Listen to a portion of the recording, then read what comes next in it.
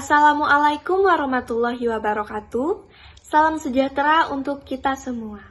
Pada kesempatan kali ini, kami dari kelompok 4 yang beranggotakan yang pertama saya sendiri, Amalina Cahya Aditya dengan NIM G1D122112. Selanjutnya ada Muhammad Gusman Syahlun Abian dengan NIM G1D1220084. Kemudian ada Afifah Nahla Risti dengan NIM G1D1222228 akan membahas tentang pertanyaan terkait mendeskripsikan esensi dan urgensi pendidikan kewarganegaraan untuk masa depan. Sebelum kami memulai presentasi kami kali ini, kami mengucapkan terima kasih kepada dosen pengampu di mata kuliah kewarganegaraan yaitu yang terhormat Ibu Aulia Farida atas bimbingan dan kesempatan yang telah diberikan kepada kami untuk bisa menyampaikan materi kali ini. Baik, untuk pembahasan kali ini akan dilaksanakan secara bergilir, diawali dengan teman saya yaitu Muhammad Gusman Syahlun Abian, dilanjutkan oleh Afifah Nahla Risti, dan dilanjutkan oleh saya sendiri Amalina Cahya Aditya. Baik, untuk mempersingkat waktu tanpa berlama-lama lagi, kepada teman kami, Saudara Muhammad Gusman Syahlun Abian, kami persilahkan. Baik, terima kasih kepada Amalina Cahya. Saya akan memaparkan materi atau kasus yang pertama, yaitu apakah ada jaminan bahwa negara Indonesia dapat eksis hingga 100 tahun, 50 tahun, dan 20 tahun lagi? Lalu, bagaimana PKN bisa menghadapi tantangan masa depan yang tidak menentu dan tidak ada kepastian? Oke, menurut kami, kemungkinan bisa karena adanya jaminan seperti karya anak Indonesia yang semakin banyak dikenal bahkan sudah sampai ke luar negeri. Contohnya seperti orang luar sudah mulai banyak yang menyukai lagu-lagu Indonesia, tarian-tarian, serta budaya dari Indonesia sendiri dengan berbagai macam jalur, terutama jalur media. Juga banyak anak-anak berprestasi dalam bidang apapun sudah mulai mencapai tingkat internasional. Ini menandakan bahwa Indonesia kemungkinan bisa tetap eksis hingga bertahun-tahun kemudian. Tetapi semuanya akan tergantung dengan bangsa kita sendiri. Jika bangsa kita sendiri bisa membuat inovasi agar negara kita bisa semakin dipandang oleh negara lain atau semakin eksis seperti pengembangan sumber daya manusia atau lebih membuat banyak karya dan prestasi dalam berbagai hal. Dan untuk pertanyaan yang kedua, seperti yang kita ketahui, PKN mempelajari tentang kewarganegaraan yang ada di Indonesia dan untuk membentuk karakter bangsa Indonesia yang baik dan berguna untuk negara. Caranya adalah agar bisa menghadapi tantangan, yaitu dengan membuat atau mempelajari materi tentang mengetahui dinamika arus tantangan bangsa Indonesia di masa depan dan cara menghadapinya seperti globalisasi, kemajuan teknologi, pudarnya budaya-budaya, dan lain sebagainya, sehingga semua kalangan baik siswa maupun mahasiswa sudah mengerti dan siap mengenai tantangan yang akan dihadapi di masa depan dan cara untuk mengatasinya. Sekian pemaparan materi dari kasus yang pertama. Selanjutnya akan saya serahkan kepada Afifah Nahla. Kepada Afifah kami persilahkan. Baik, di sini saya akan menjawab pertanyaan nomor 2, yaitu dengan jawaban tentunya pasti ada perbedaan antara Indonesia yang sekarang dengan 10, 30, ataupun 100 tahun yang lalu. Berikut beberapa perbedaan yang ada pada bangsa Indonesia. Yang pertama yaitu populasi yang meningkat. Jika di rata-rata ada pertambahan penduduk sebanyak 3,26 juta jiwa setiap tahunnya. Dalam perhitungan Badan Pusat Statistik Indonesia, pertambahan penduduk di periode 2010 sampai 2020 yaitu sebanyak 1,25% per tahun. Baik, selanjutnya yaitu ada inflasi. Penyebab inflasi yaitu disebabkan oleh permintaan yang timbul karena adanya pertambahan jumlah uang yang beredar dalam jangka pendek. Pertambahan jumlah uang yang beredar dalam jangka pendek ini bisa berdampak terhadap suku bunga yang mengalami penurunan sehingga jumlah konsumsi dan investasi meningkat secara keseluruhan.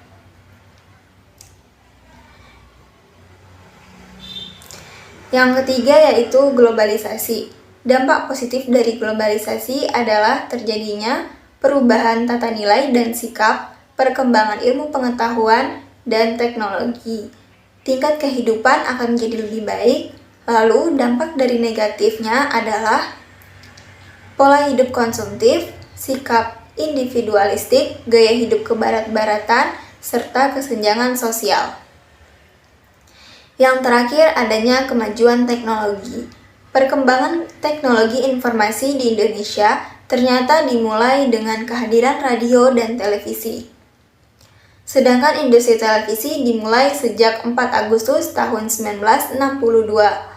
Kemudian lanjut dengan peluncuran satelit Palapa pada tahun 1976. Perkembangan teknologi informasi di Indonesia semakin pesat karena adanya internet.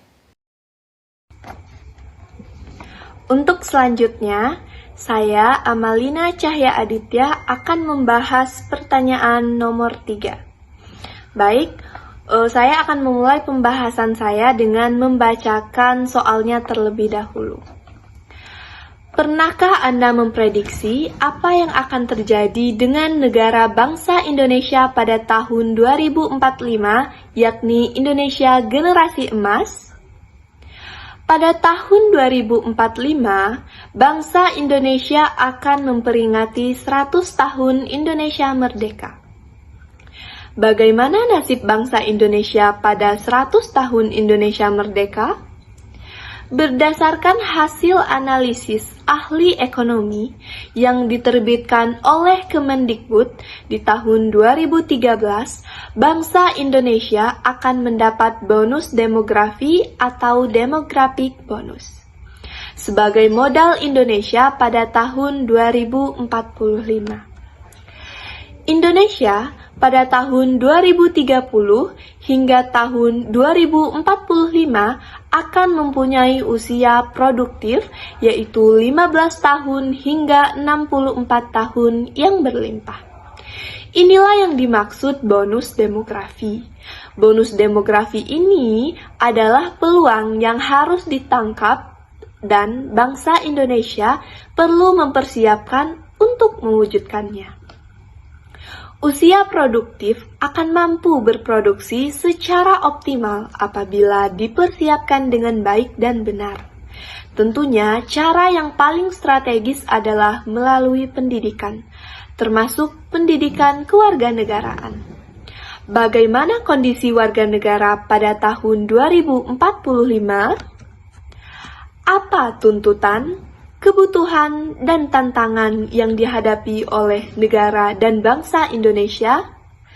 Benarkah hal ini akan terkait dengan masalah kewarganegaraan dan berdampak pada kewajiban dan hak warga negara? Nah, di sini teman-teman bisa lihat bahwa di pertanyaan juga ditampilkan tabel yang berdasarkan hasil analisis ahli ekonomi yang diterbitkan oleh Kemendikbud di tahun 2013. Nah, bisa sama-sama kita lihat pada tabel ini dipaparkan bahwa Indonesia akan mendapatkan bonus demografi yang nantinya akan menjadi modal Indonesia pada tahun 2045. Baik, saya akan memulai pembahasan terkait pertanyaan nomor 3 tentang Indonesia Generasi Emas di tahun 2045. 2045 masih lama bukan? Sekarang kita berada di tahun 2022. Mengapa harus dipikirkan sekarang? Memang benar, Indonesia 2045 memang masih 23 tahun lagi. Namun, pada dasarnya bibit-bibit unggul itu sudah ada dari sekarang. Anak-anak kecil maupun yang baru lahir tahun 2020 dan 2021 sudah berada di sekeliling kita. Merekalah yang nantinya akan memimpin bangsa ini di tahun 2045. Nah, di tangan mereka yang masih bayi dan anak-anak sekarang inilah masa depan dan nasib bangsa ini dipertaruhkan. Ledakan kelahiran yang diperkirakan membludak pada tahun 2020 dan tahun 2021 karena situasi pandemi menjadi hal yang perlu diberikan perhatian khusus. Bayi lahir pada tahun tersebut akan menjadi penduduk berusia produktif pada 2045 mendatang. Nah, selanjutnya kita akan membahas bagaimana kondisi warga negara dan bonus demografi di tahun 2045. Pada tahun 2045, Indonesia akan mendapatkan bonus demografi, yaitu jumlah penduduk Indonesia 70%-nya dalam usia produktif, yaitu di rentangan usia 15 hingga 64 tahun. Sedangkan sisanya 30% merupakan penduduk yang tidak produktif atau usia di bawah 14 tahun dan di atas 65 tahun pada periode tahun 2020 hingga 2045.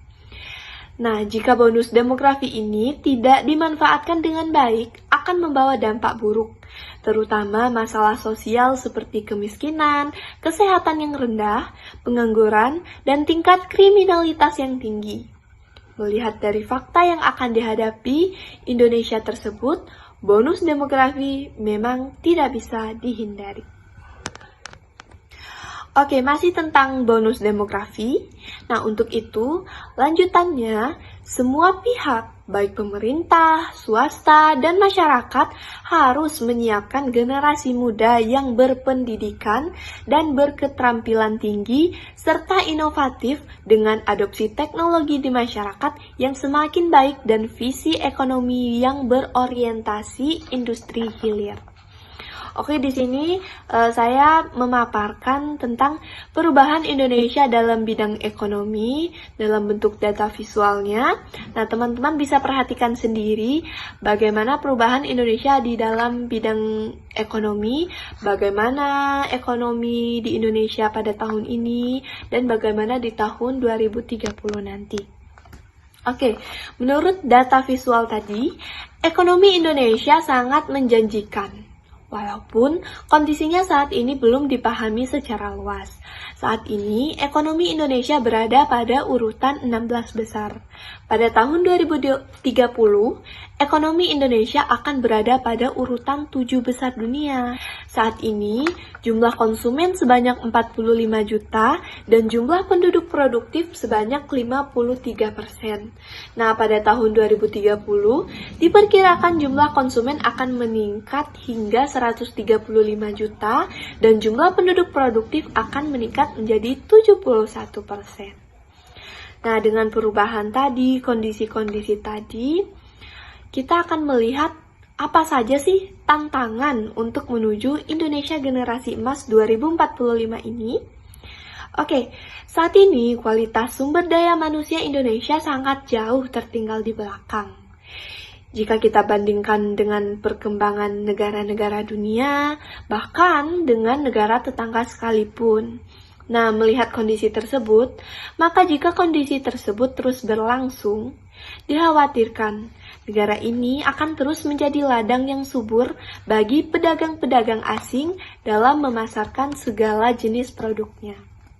Selain itu, tantangannya sumber daya manusia yang kurang memadai juga akan berdampak pada lapangan pekerjaan yang seharusnya diisi dan dikuasai oleh penduduk pribumi akan digantikan oleh derasnya pekerja asing yang masuk ke dalam negeri. Hal ini juga disebabkan karena proses globalisasi yang terus berlangsung dan kian masif. Baik, selanjutnya kita akan bahas bagaimana tuntutan untuk menanggulangi tantangan-tantangan menuju Indonesia Generasi Emas. Nah, jadi upaya yang harus didorong sesegera mungkin adalah melalui upaya-upaya pembenahan di sektor-sektor strategis guna memajukan kemampuan sumber daya manusia. Kemudian, pemerintah perlu membuat pola-pola yang berkesinambungan dalam mengembangkan potensi usia produktif ke dalam beberapa sektor, seperti teknologi, pangan, kelautan, dan faktor-faktor lain yang berkaitan dengan ketahanan nasional. Oke, setelah kita lihat bagaimana tantangan dan tuntutan untuk menghadapi tantangan tersebut, kita akan lihat lagi atau akan kita bahas lagi bagaimana kebutuhan menuju Indonesia generasi emas. Nah, untuk menyikapi persoalan tersebut, tentu ini menjadi persoalan bersama kita sebagai sebuah bangsa.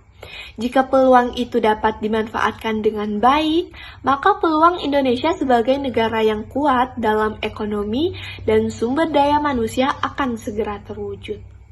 Tentu, hal ini harus diperkuat melalui dan juga pendidikan karakter yang mesti ditanamkan kepada setiap warga negara dan meyakini bahwa Indonesia adalah negara yang kaya.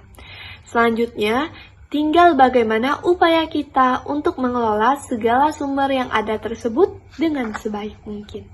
Selanjutnya, benarkah Indonesia generasi emas terkait dengan masalah kewarganegaraan dan berdampak pada kewajiban dan hak warga negara? Jadi, Indonesia generasi emas ini sangat terkait dengan masalah kewarganegaraan serta berdampak pada kewajiban dan hak warga negara. Generasi yang cerdas dan mau menerima perubahan harus diterapkan sejak dini menuju impian Indonesia menjadi generasi emas 2045. Impian tersebut diantaranya, yang pertama, memiliki kecerdasan yang komprehensif, yakni produktif, inovatif. Yang kedua, damai dalam interaksi sosialnya dan berkarakter yang kuat. Yang ketiga, sehat, menyehatkan dalam interaksi alamnya, dan yang keempat, berperadaban unggul. Nah, jika impian generasi emas 2045 mampu terwujud, maka nantinya akan melahirkan sistem pemerintahan yang lebih baik, dipimpin oleh para generasi yang berperadaban unggul, yang dengan stabilnya sistem pemerintahan nanti, maka juga akan berdampak hak dan kewajiban yang berjalan selaras dan seimbang. Nah, sehingga nanti masalah-masalah kewarganegaraan dapat teratasi. Baik teman-teman sekalian, bisa kita simpulkan bahwa nasib sebuah bangsa tidak ditentukan oleh bangsa lain, melainkan sangat tergantung pada kemampuan bangsa sendiri. Apakah Indonesia akan berjaya menjadi negara yang adil dan makmur di masa depan? Indonesia akan menjadi bangsa yang bermartabat dan dihormati oleh bangsa lain? Nah, kesemuanya itu sangat bergantung kepada bangsa Indonesia itu sendiri.